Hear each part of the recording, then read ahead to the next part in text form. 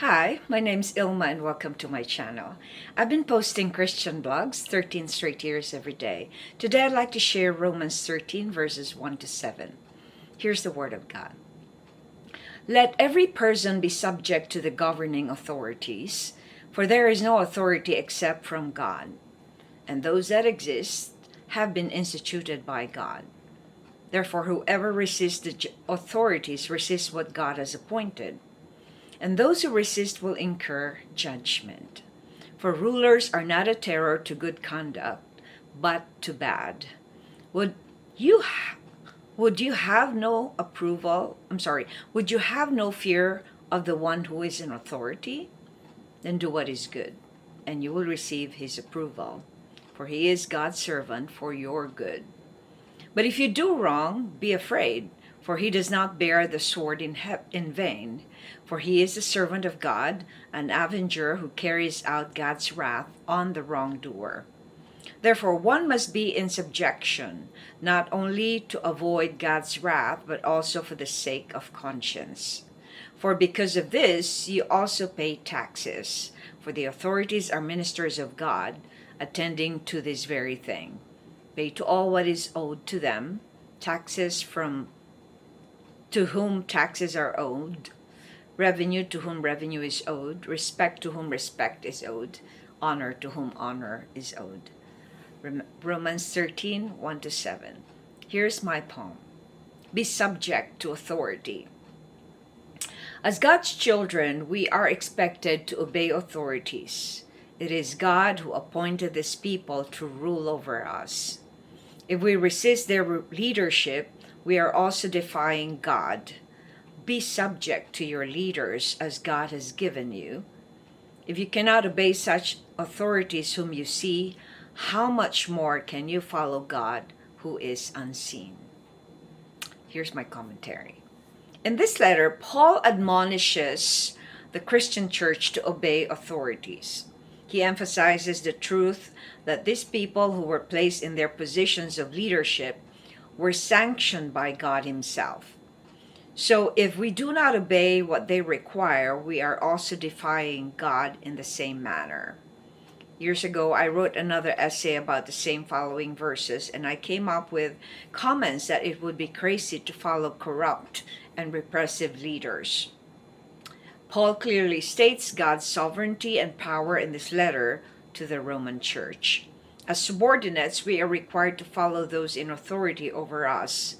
If God allowed them to be in that position, He has His reasons. Unless we are asked to do something that is totally against God's commands, we ought to follow our leaders. Reflection. Why do you think obedience to authority has now been compromised by many? Because people have their own opinions, and when they do have their own opinion, some of the authorities are not living up to the standards that they want. So that gives them the prerogative to not follow them because they don't like them or they don't agree with them.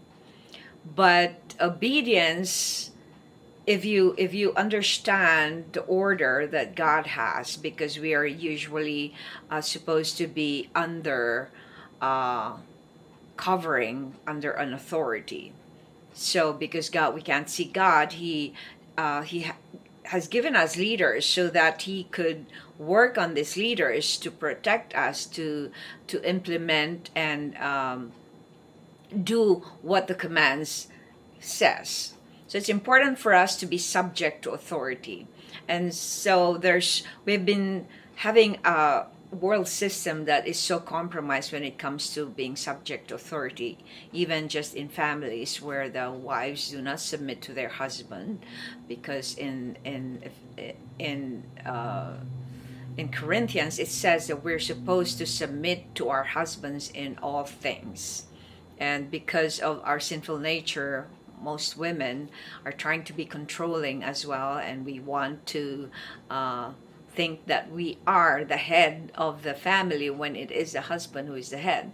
But also, a lot of husbands are not owning their responsibility and their leadership in the family, and so the family is so compromised. And so even with being a citizen of a country, we are supposed to follow what is stipulated in our citizenship guidelines. So it's important for us to be subject authority. Now, when there is a case where, remember that story of the Hebrew women who did not kill those baby Israelites because they are making God's law the priority rather than the king's law to kill and slaughter the babies. So that is an exception, because that is going against killing, against respecting lives.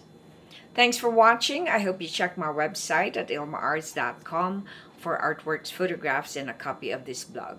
Please subscribe to my channel on YouTube so I could make more videos and give you the Word of God. And if you haven't already, check over 4,000 videos I've done over the years I've been doing this daily. Just type on YouTube or Google search ILMA'S Poem Devotional. Have a wonderful day.